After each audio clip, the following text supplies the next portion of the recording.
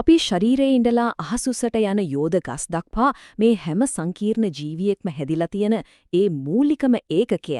ඒ තමයි ජීව විද්‍යාත්මක පටක. කවදාරි හිතලා බලලා තියෙනවද? ගහකුයි මිනිස්සෙකුයි අතර තියෙන පොදු දේ මොකක්ද කියලා? අන්න ඒ ප්‍රශ්නේ තමයි අද අපි මේ කතාබහේ කේන්ද්‍රය. කෙටිම උත්තරේ තමයි පටක. හරි, එහෙනම් අපි මුලින්ම බලමු පටකයක් කියන්නේ ඇත්තටම මොකක්ද කියන එක.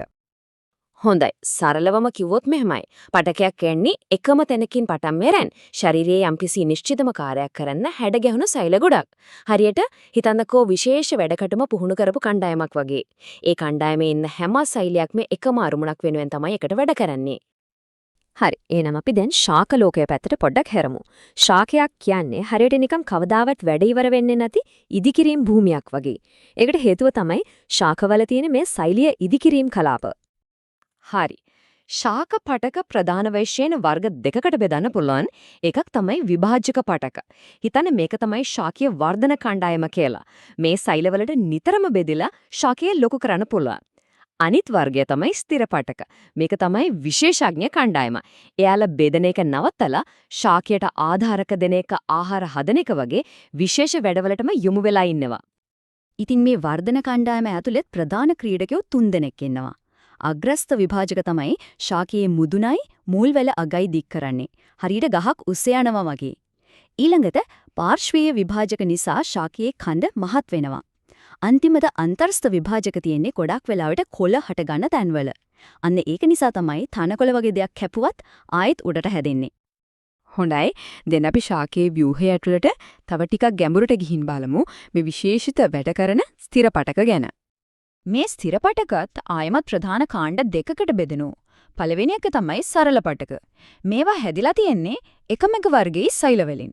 හැබැයි සංකීර්ණ පටක හැදිලා තියෙන්නේ එකිනෙකට වෙනස් සෛල වර්ග කීපයක් එකට එකතු වෙලා. හරි. මුලින්ම බලමු මෘදුස්තර පටකය ගැන. මේවට කියන්න පුළුවන් ශාකයේ ඉන්න බහුකාර්ය සේවකයෝ කියලා. ඒ කියන්නේ ශාකයේ හිස්තැන් පුරවන පිරවුම් පටකයේ විදිහක වැඩ කරන ගමන්ම ආහාර ගබඩා කරන එක, ප්‍රභා සංශ්ලේෂණය කරන එක වගේ හරිම වැදගත් වැඩ ගොඩක් කරනවා. ඊළඟට තියෙන්නේ ස්ථූල කෝණාශ්‍ර පටක. මේවා ශාකයට දෙන්නේ නම්‍යශීලී ආධාරකයක්. මේ රූපේ පේනව නේද? මේ සෛලවල කොන් ටික ඝනකම් වෙලා තියෙන හැටි. අන්න ඒක තමයි හේතුව හුළඟ වගේ එනකොට ලපටි දඬු නොකැඩි ලස්සනට නැවෙන්නේ. දෘಢස්තර පටකය කියන්නේ ශාකයේ ඇටසැකිල්ල වගේ. හැබැයි පුදුම දේ තමයි මේ ශක්තිය ලැබෙන්නේ පණ නැති. ඒ කියන්නේ මියගිය සෛල වලින්. ඒවායේ බිත්ති හරිම ඝනකම්, අන්න ඒකයි ශාකයට දෘঢ় බවක්, ශක්තියක් ලැබෙන්නේ. තව දෙයක්, අපි පියාස් ගෙඩියක් කනකොට සමහර වෙලාවට දැනෙනවන පොඩි වැලි වගේ ගතියක්.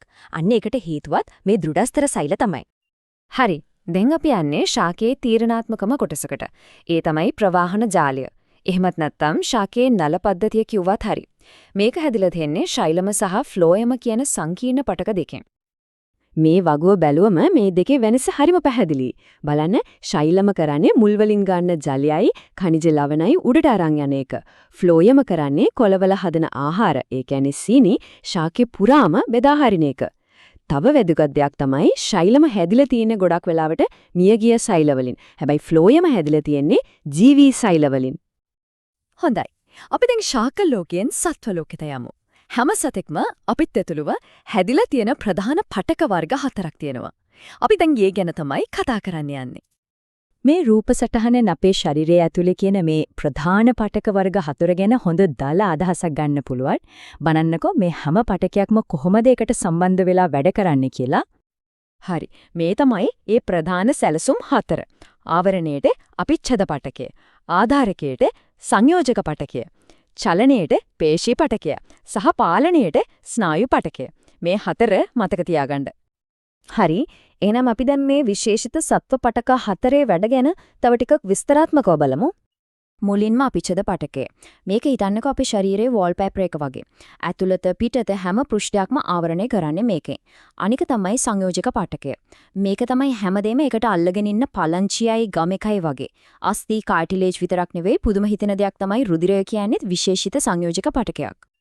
ඊළඟට පේශී පටකය. මේක සංකෝචනය වෙලා තමයි අපේ ඇඟේ වෙන හැම චලනයක්ම සිද්ධ වෙන්නේ. ඒ එක්කම ස්නායු පටකය. මේක තමයි ශරීරයේ තියෙන සංකීර්ණ විදුලි රැහැන් පද්ධතිය. මොලේ ඉඳලා ශරීරයේ අනිත් හැම තැනකටම පණිවිඩ ගෙනියන්නේ මේ හරහා තමයි. ඉතින් මේ අපි කතා කරපු හැම දෙයකින්ම ගන්න තියෙන ප්‍රධානම පණිවිඩය තමයි මේ. ජීව විද්‍යාවේදී ව්‍යුහය මගින්ම තමයි ඒකේ ක්‍රියාකාරීත්වය තීරණය වෙන්නේ. හැඩය අනුව තමයි වෙඩි. මේ ප්‍රවාහ සටහනෙන් ශාක පටක ගැන අපි කතා කරපු හැමදේම එක බැල්මින් බලා ගන්න පුරුවා. බලන්නකෝ වර්ධනය වෙන විභාජක පටකවල ඉඳලා විශේෂ වැඩ කරන ස්ථිර පටක දක්වා හැමදේම කොච්චර ලස්සනට තර්කානුකූලව එකට සම්බන්ධ වෙලාද කියලා. අවසාන වශයෙන් කියන්න තියෙන්නේ ගහක කොළයක ඉඳලා සතෙකුගේ මොළය දක්වා මේ අපි දකින හැම සංකීර්ණ ජීවයක්ම නිර්මාණය වෙලා තියෙන්නේ පටක කියන මේ පුදුමාකාර ජීවමාන රෙදිපිලියෙන්.